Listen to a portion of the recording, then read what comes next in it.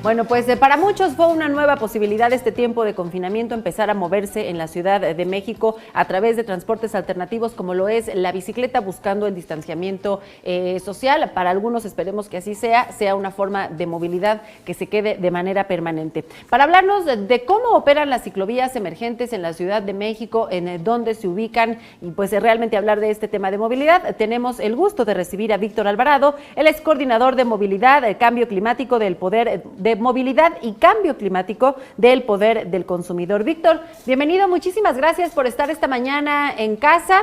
Pues no todo fue malo finalmente después de la pandemia, también ha habido posibilidad de probar nuevas formas, de mejorar algunas cosas. En este caso, para muchos fue una posibilidad de probar el moverse en bicicleta en la Ciudad de México, que esperemos sea una forma, como lo decíamos, permanente de movilidad.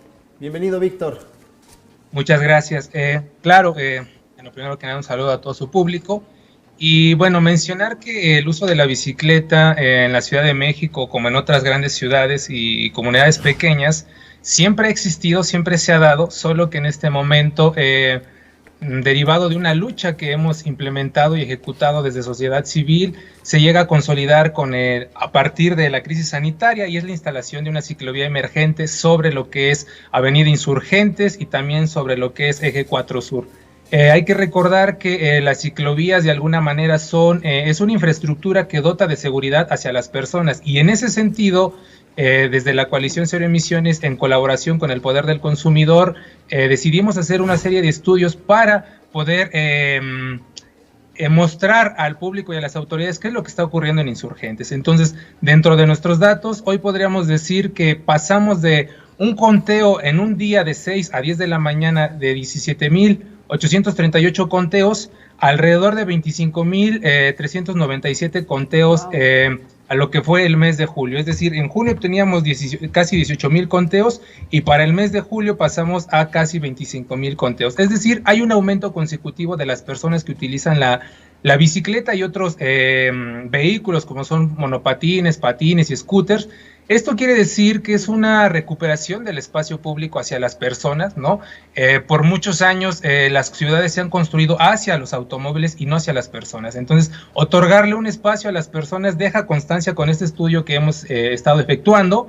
Quedan pendientes los datos que hemos obtenido en agosto, pero la tendencia es prácticamente, hay un aumento significativo de personas que utilizan la ciclovía. Y esto, pues bueno, deriva en otras acciones, o sea, realmente viene a complementar acciones que están orientadas a una movilidad más sustentable, más amigable con el medio ambiente. Hay que recordar que una persona que utiliza una bicicleta logra reducir más de 250 gramos de dióxido de carbono, que bueno, ¿qué es el dióxido de carbono? El principal generador de gases de efecto invernadero y lo que produce el cambio climático. Víctor, y justamente hablando de cifras, el 30 de junio la CEMOVI sacó un comunicado en donde se informó que gracias a la ciclovía emergente de Insurgentes se duplicó el número de ciclistas, pues se pasó de 1,996 personas el 24 de abril a 4,633 el 25 de junio. Esto es más o menos el 2.3 veces más el número de usuarios. ¿Crees que las ciclovías llegaron para quedarse o crees que nada más pasa la pandemia y adiós?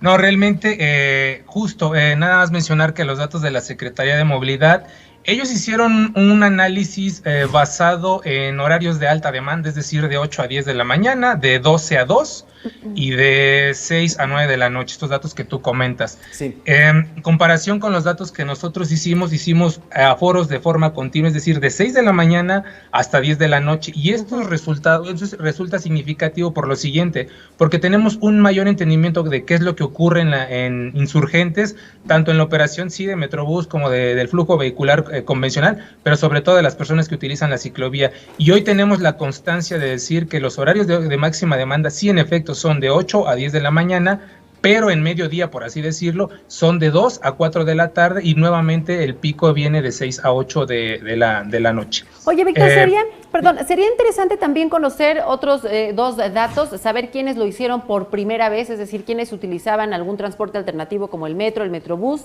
o el vehículo particular y decidieron por primera vez utilizar las bicicletas. Y el otro dato interesante pues sería también saber el impacto que tiene en el uso del vehículo y del transporte público el hecho de que prefieran o se hayan movido algunos a la bicicleta, es decir, por tanto número de personas que eligieron viajar en bicicleta, hay tantos vehículos menos o tantos usuarios menos en el transporte, pues para que tengamos conciencia del impacto que tiene el hecho de que haya estas, por el momento, 2 ciclovías emergentes en 2 principales avenidas con importante movilidad.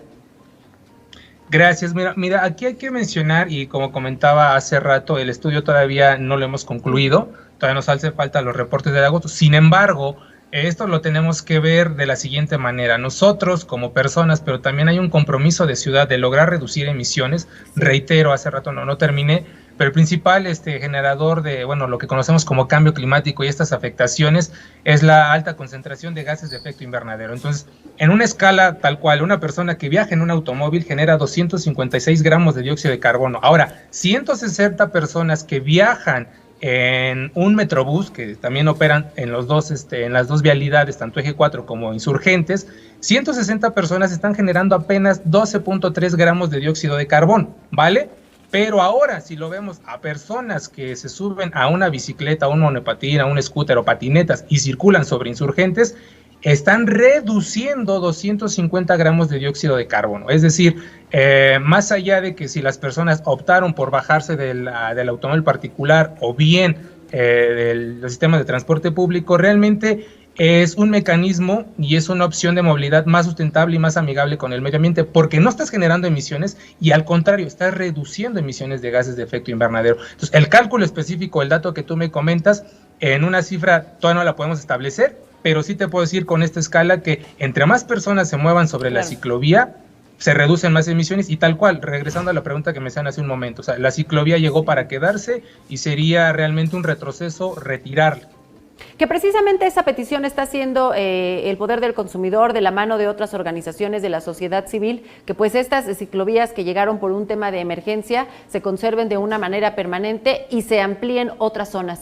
¿Qué otras zonas de la Ciudad de México consideras tendrían que ser tomadas en cuenta para ampliar estas ciclovías de manera pues ya permanente, no temporal? Claro, gracias. Mira, recordar que de acuerdo a la encuesta Origen Destino 2017 en la zona metropolitana del Valle de México, los viajes de mayor potencia en cuanto al uso de la bicicleta son en la periferia de la ciudad, ¿vale?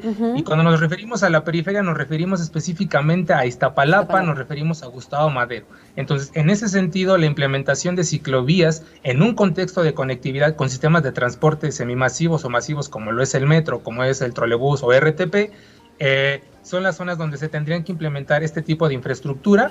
Como tú mencionabas, también hay otros colectivos, otras organizaciones que estamos luchando porque se implementen. Ya no es una lucha porque permanecen, sino que apenas se logran implementar. Y bueno, son Naucalpan, es Ecatepec, es Nezahualcóyotl, es Chimalhuacán. Entonces son las zonas que de alguna manera tenían que implementarse ciclovías porque se tienen proyectados. De hecho, esta presencia de ciclovías ya se tiene proyectado, pero lo que hizo la pandemia de alguna manera, esta crisis sanitaria, fue acelerar los procesos y en este sentido fue a favor de una movilidad sustentable. Reitero, sería una locura, sería un retroceso.